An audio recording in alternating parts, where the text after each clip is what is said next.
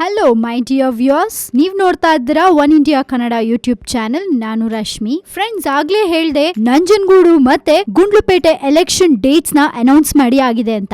ಈಗ ಯಡಿಯೂರಪ್ಪ ಅವ್ರಿಗೆ ಅದ್ರ ಮೇಲೂ ಕಣ್ ಬಿದ್ದಿದೆ. ಸೊ ಯಡಿಯೂರಪ್ಪ ಅವರು ಹೇಳ್ತಾರೆ, 2 ಕ್ಷೇತ್ರಗಳಲ್ಲಿ 100% ನಾವೇ ಗೆಲ್ಲೋದು ಅಂತ. ರಾಜ್ಯದಲ್ಲಿ ಬಿಜೆಪಿಗೆ ಪೂರಕವಾದ ವಾತಾವರಣ ಇರೋದ್ರಿಂದ ನಂಜನಗೂಡು ಮತ್ತೆ ಗುಂಡ್ಲುಪೇಟೆ ವಿಧಾನಸಭೆ ಕ್ಷೇತ್ರಗಳ ಉಪಚುನಾವಣೆಯಲ್ಲಿ ಬಿಜೆಪಿ ಜಯಬೇರಿ ಬಾರಿಸೋದು 100% ಕನ್ಫರ್ಮ್ ಅಂತ ಬಿಜೆಪಿ ರಾಜ್ಯಾಧ್ಯಕ್ಷ ಬಿಎಸ್ ಯಡಿಯೂರಪ್ಪ ತಿಳಿಸಿದ್ದಾರೆ. ಉಭಯ ಕ್ಷೇತ್ರಗಳ ಉಸ್ತುವಾರಿ ಹೊಣೆಯನ್ನ ವಿಧಾನ ಪರಿಷತ್ ಸದಸ್ಯ ವಿ ಸೋಮಣ್ಣ ಮತ್ತೆ ಸಂಸದೆ ಶೋಭಾ ಕರಂದ್ಲಾಜೆ ಅವರಿಗೆ ವಹಿಸಲಾಗಿದೆ ಅಂತ ಕೂಡ ತಿಳಿಸಿದ್ದಾರೆ. ಇನ್ನು ಮಾರ್ಚ್ 12 ಮತ್ತೆ 13ರಿಂದ ಎಲೆಕ್ಷನ್ ಕ್ಯಾಂಪೇನ್ಗೆ ಚಾಲನೆ ನೀಡಲಾಗುವುದು. ಬಿಜೆಪಿ ಪಕ್ಷದ ಹಿರಿಯ ಮುಖಂಡರು ಚುನಾವಣೆ ಪ್ರಚಾರದಲ್ಲಿ ಪಾಲ್ಗೊಳ್ಳಲಿದ್ದಾರೆ ಅಂತ ಬಿಎಸ್ ಯಡಿಯೂರಪ್ಪ ಅವರು ಇನ್ಫಾರ್ಮೇಶನ್ ಕೊಟ್ಟಿದ್ದಾರೆ. ಒಟ್ನಲ್ಲಿ ಪಾಪ ನಮ್ ಸಿದ್ದರಾಮಯ್ಯ ಅವರು ಸ್ಟೀಲ್ ಫ್ಲೈಓವರ್ ಕನ್ಸ್ಟ್ರಕ್ಷನ್ ಡೀಲ್ ಅಲ್ಲಿ ಸಿಗಾಕೊಂಡು ಆ ಕಾಂಗ್ರೆಸ್ ಪಕ್ಷನೇ ಪೂರ್ತಿ ಅಲ್ಲೋಲ ಕಲ್ಲೋಲ ಆಗಿದೆ. ಇನ್ನು ಬಿಜೆಪಿ ಅವರು ಆ ಡೈರಿ ವಿಷಯಕ್ಕೆ ಖ್ಯಾತೆ ತೆಗೆದು ಬಿಜೆಪಿ ಸ್ಟ್ರಾಂಗ್ ಆಗಿ ಈಗ ಕಾಂಗ್ರೆಸ್ ನ ಡಲ್ ಮಾಡ್ಬಿಟ್ಟಿದೆ. ಸೊ ಯಡಿಯೂರಪ್ಪ ಅವರು ಫುಲ್ ಕಾನ್ಫಿಡೆನ್ಸ್ ಅಲ್ಲಿ ಇದ್ದಾರೆ. ಈ ಎಲೆಕ್ಷನ್ ನಲ್ಲಿ ಕೂಡ